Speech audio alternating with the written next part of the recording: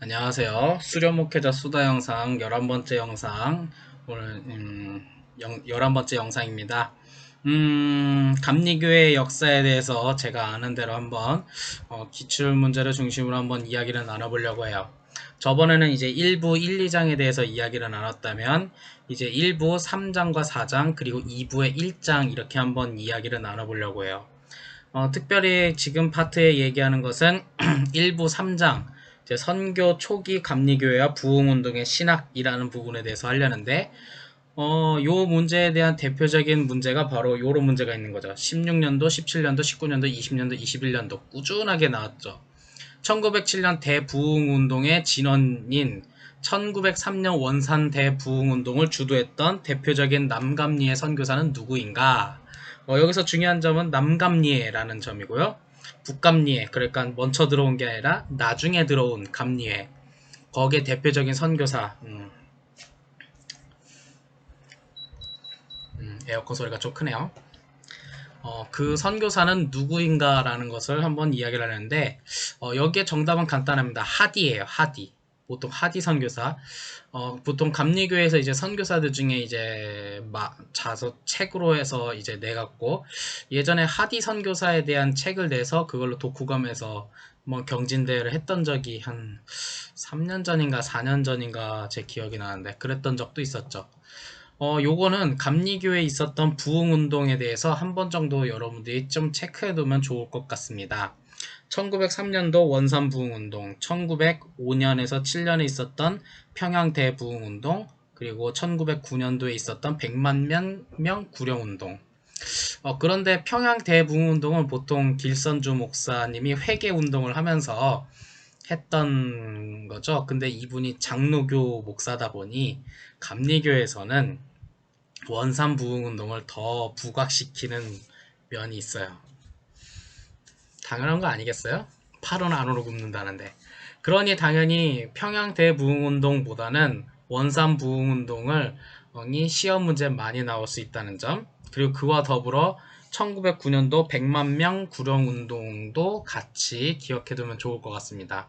원산 부흥운동과 100만 명 구령운동은 감리교회에서 이제 주도적으로 했던 하나의 부흥운동이었는데, 근데 저는 요 부흥운동에 대한 개인적인 좀 생각이 좀 하자면, 솔직히 원산 부흥운동이 있었던 1903년도에 원산 부흥운동 이후에 조선 한반도에 러일 전쟁이 일어났어요. 열심히 부흥운동했는데 전쟁이 일어났으니 좀 마음이 좀 상실감이 좀 있지 않았을까. 그리고 평양 대부흥운동 있었던 1905년도, 1907년도에는요. 그 부흥운동을 열심히 했지만 나중에는 고종 황제가 강제 퇴위되고 군대가 해산되는 어, 그런 일이 좀 있었어요. 그리고 100만 명 구룡운동 열심히 했지만 그로부터 1년 뒤에 한일협방. 열심히 부흥운동했는데 그때 당시 한반도 정세는 좀 좋지는 않았던 것 같아요. 참 부흥이란 게 뭔가 하는 생각이 좀 많이 들기도 합니다. 이 시대에 원하는 부흥이 뭔지. 그리고 또 부흥운동 중에 이제 회개했던 물질에 배상을 했던 양심전 운동을 일으켰던 대표적인 인물 또한 여러분들이 좀 기억했으면 좋겠는데요. 이게 뭐냐, 제가 예를 들어서 100원을 사기쳤어요. 사기쳤으면 이제 그때 회계를 하는 결과로 그때 100원으로 사기쳐서 1000원을 벌었으니 그 1000원을 그 사기친 사람한테 돌려주자. 양심 전 물질의 배상으로 하는 운동을 일으키는 하나의 회계운동 중의 일환이었죠. 이것도 19년도, 20년도, 21년도 3년 연속 출제가 되었어요. 이 운동을 일으켰던 대표적인 인물. 정답은 윤성근이라는 사람인데, 22년도에도 또 나올 수 있지 않을까요? 이렇게까지 반복적으로 나오면. 그러면 여러분들이 기억하면 한 문제 거저가 줄 수 있지 않을까요?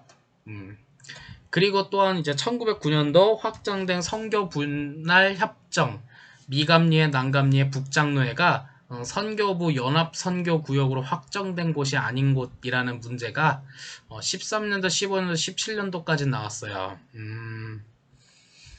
요 문제는 구교재에선 자주 나왔었는데 신교재에서는 좀 자주 발견 안 됐는데 그래도 여러분들 좀 기억해두면 좋을 것 같습니다. 특별히 이제 세계 선교부가 연합선교구로 정했던 것은 서울, 평양, 원산 이 부분만 좀 여러분들이 좀 기억하면 좋을 것 같아요. 연도도 잘 기억하시길 바랍니다. 1909년도 그리고 분할 선교 협정했던 세계 큰 도시는 서울, 평양, 원산. 남한의 수도 서울, 북한의 수도 평양, 원산은 부흥운동 했던 곳. 그러면 좀 이해하기 쉽지 않을까요? 뭐 그 외에 이제 북감리회와 남감리회가 주로 이제 활동했던 지역도 또 이렇게 또 돼 있고 또 책의 131페이지에 가보시면 거기 이제 표로 또 정리되어 있기는 합니다만 다 외우기는 좀 힘들 거예요. 그걸 다 외우는 사람이 있다면 뭐 이런 문제는 거절하겠지만 아마 20문제 중에 한 문제 나올까 말까 하지 않을까 생각이 듭니다. 그리고 이때 당시에 1906년도에 이제 성경 학원이 세워졌는데 이것이 기존의 신학회가 발전되었던 기관이 뭐냐면 감리교 협성신학교입니다. 그러니까 조선 한반도 땅에 처음으로 세워졌던 신학교인 거죠. 신학을 공부할 수 있는 기관. 참고로 이때 세워진 감리교 협성신학교가 지금의 서울에 있는 감리교 신학대학교 이거 줄여서 제가 감신대로 썼긴 했는데요. 이러면 감신대 사람들이 싫어하려나? 감리교 신학대학교 정확한 명칭이 요거로 제가 알고 있어요. 그분들의 프라이드를 존중해주기 위해서 감리교 신학대학교 이게 정확한 플레임 맞겠죠? 제가 다닌 학교가 아니다 보니까 자기가 다닌 학교도 아닌데 이름 가지고 말 함부로 하면 또 그것도 실례인가? 아무튼 뭐 시험 문제 나올 수 있는 거니까 이때 당시 이제 감리교 협성 신학교가 세워졌고 이게 지금의 감신대의 모태 최초의 그 모델이 되었다. 혹시 그 협성 신학교라고 해서 이게 협성대가 되었다 뭐 그런 식으로 오해하시면 안 돼요. 네 그러다 학교끼리 싸워요. 싸우나? 아니 안 싸울 거야. 많이 싸우던데 감독 선거할 때. 뭐 제가 알기로는요. 저는 이제 모건대학교에서 이제 졸업을 했지만 저희 아버지께서는 협성대 출신이시거든요. 제가 그래서 대표적으로 얘기 들은 건 협성 그 1980년도 전두환 대통령이 이제 대통령이 될 때 그때 이제 공보수석이 맞나? 아무튼 언론계에 있던 이제 허문도 씨가 이제 학교를 이제 신학교나 대학교를 강제 통폐합을 시키는 일이 벌어졌어요. 그렇게 해서 이제 컨트롤 하겠다 뭐 그런 정권 통치 뭐 그렇게 하겠다라는 뭐 그런 게 있었는데 그러다 보니까 신학교들을 강제로 하나로 합쳐놔서 그래서 그때 이제 협성대학교가 출범을 한 걸로 제가 알고 있거든요.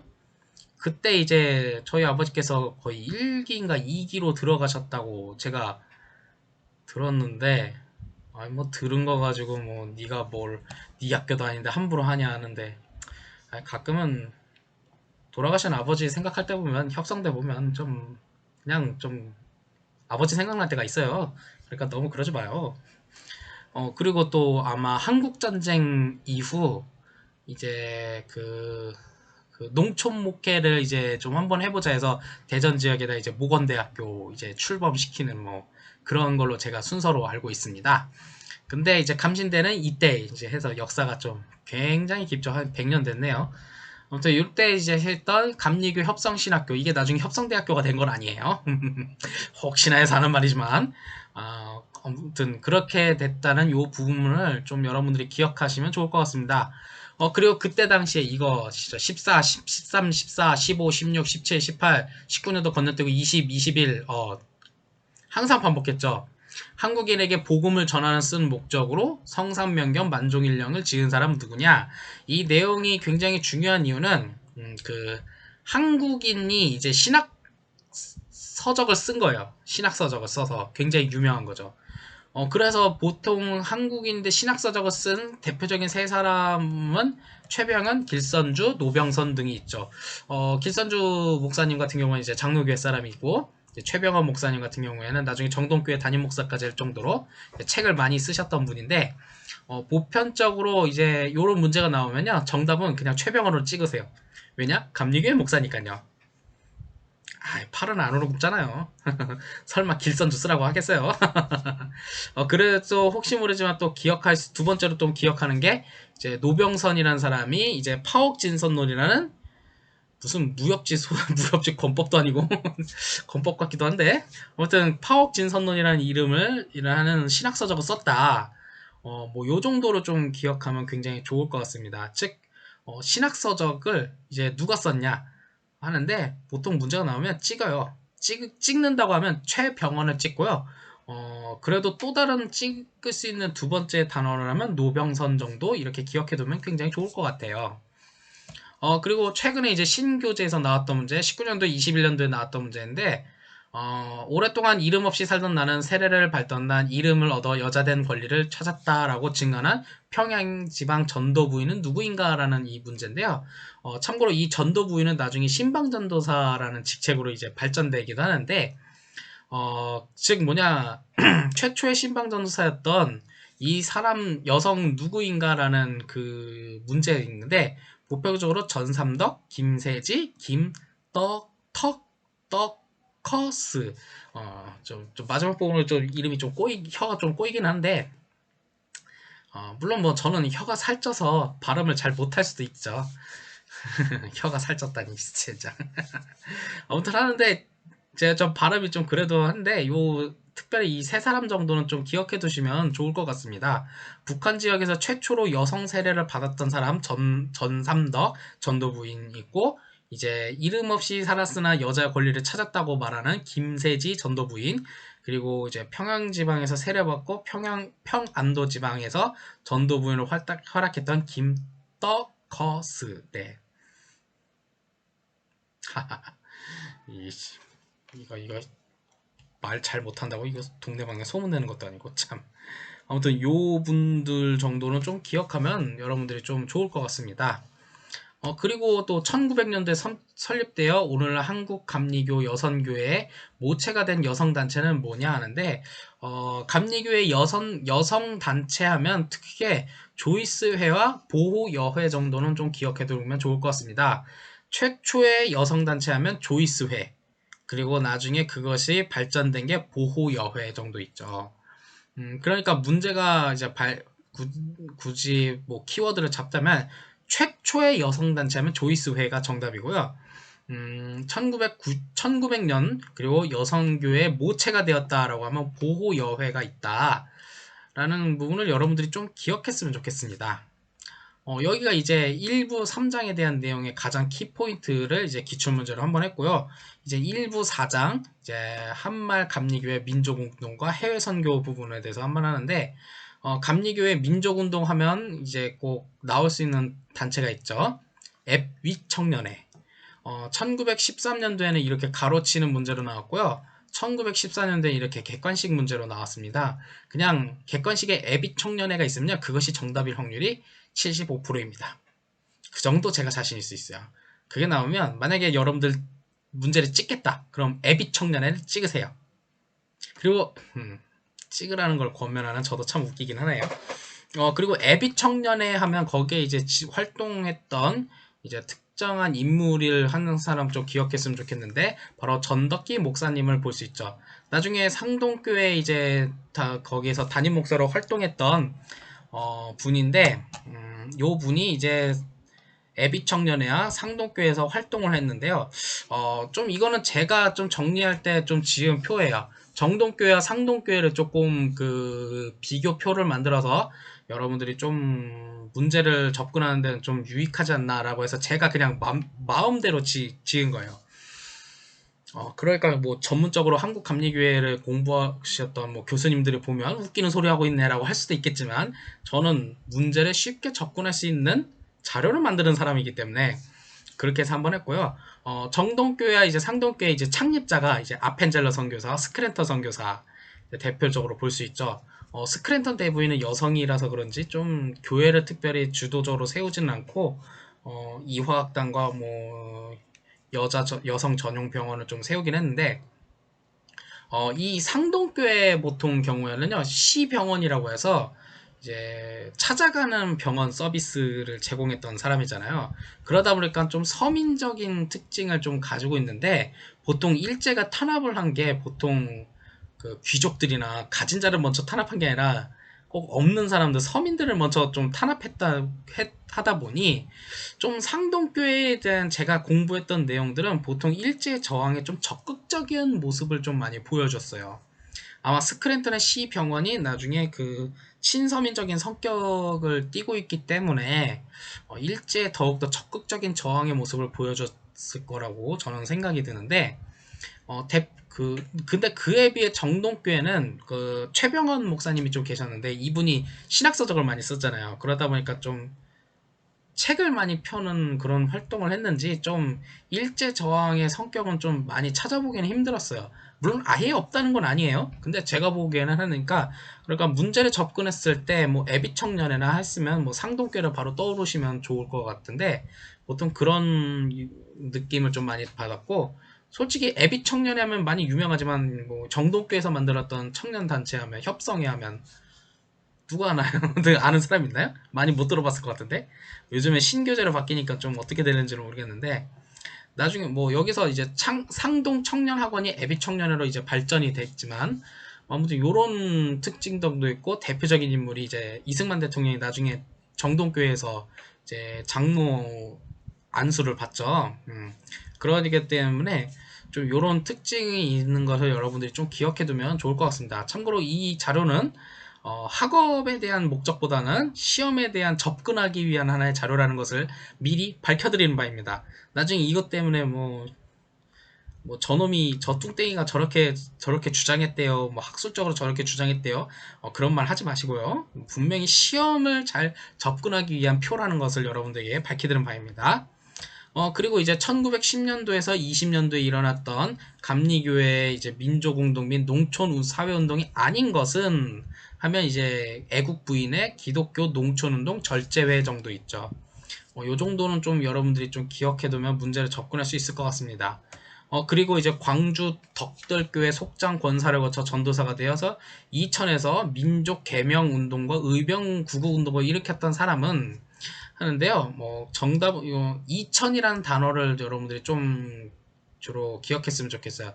1905년도에 이천에서 이제 의병 활동이나 전도사 생활을 했던 것은 구연영, 구정서 전도사 아버지 아들 관계였던 이 부자를 좀 기억했으면 좋겠는데요. 요 두 분이 이제 경기도 광주 이천 일대에서 활동을 했는데, 나중에 1907년도 이제 그 고종 황제가 강제로 퇴위되니까 그것을 인정할 수 없다 해서 게릴라전 레지스탕스 활동을 한 의병 운동이 있었어요. 그거를 정미의병이라고 여러분들 한국사 시간 때 배웠을 거예요. 저는 기억나거든요. 여러분들 다 기억나시죠? 날 거라고 믿어요. 왜 기억 못할 거라고 생각이 들지? 아무튼 그 정미의병 활동할 때 이제 일제에 의해 강제적으로 진압당해서 이제 공개적으로 처형당했던 이천에 있었던 구연영, 구정서 전도사 부자인데, 뭐 음, 아무튼 이천하면 구씨, 뭐 그렇게 생각하면 아무튼 쉽게 외울 수 있는 방법을 좀 여러분들이 잘 기억하면 좋겠습니다. 아무튼 요런 부분이 있었다는 거 여러분들 기억했으면 좋겠고, 다음 페이지로 안 넘어가노. 자, 그리고 이제 13년도, 17년도, 18년도에 나왔던 문제인데요. 뭐 바로 새벽녘이었다, 뭐 어쩌고저쩌고 이렇게 고백했던 이 고백문이 있는데, 이런 것을 하면서 중국 선교 활동을 했던 사람은 누구인가 라고 하면 손정도 목사 정도는 좀 기억했으면 좋겠어요. 뭐 어, 이렇게 신비적인 체험하면 손정도 목사, 현순 목사 정도가 대표적으로 볼 수 있는데, 여기서 이제 중국이라는 키워드가 붙어 있는 것은 손정도 목사라는 거 여러분들이 좀 기억하셨으면 좋겠고요. 외국 토착민들 대상으로 복음을 전하는 선교사였고, 이제 1910년도 미 감리에서 중국 선교사로 파송했던 한 부분이 그 손정도 목사님이 있었다. 여러분들이 좀 기억했으면 좋겠습니다. 여기까지가 이제 1부 4강에 대한 내용인데요. 우선 2부 5장 부분만 한번 하고 이 영상을 한번 마무리 지으려고 합니다. 2부 5장 하면 초기 식민지 치하의 감리교회 이제 이때부터 이제 일제시대인 거죠. 일제시대 때 있었던 5장에 대한 내용 중에 가장 큰 키워드는 딱 하나밖에 없어요. 1911년도 일제가 기독교 민족운동 세력을 탄압하기 위해 조작했던 사건은 뭐냐? 백오인 사건이에요. 백오인 사건. 보기에 나오잖아요? 그럼 무조건 이게 정답이에요. 백오인 사건으로 해서 기독교 민족운동을 탄압했고, 물론 이들이 이제 그 독립운동과 이 반일제적인 운동을 했던 사람들이죠. 근데 그 사람들이 이제 강제적으로 잡아서 이제 탄압했던 하나의 사건, 조작했던 사건, 백오인 사건, 이 단어만 여러분들 좀 기억했으면 좋겠습니다. 여기까지 이제 또 감리교회사에 대한 내용을 하려는데요.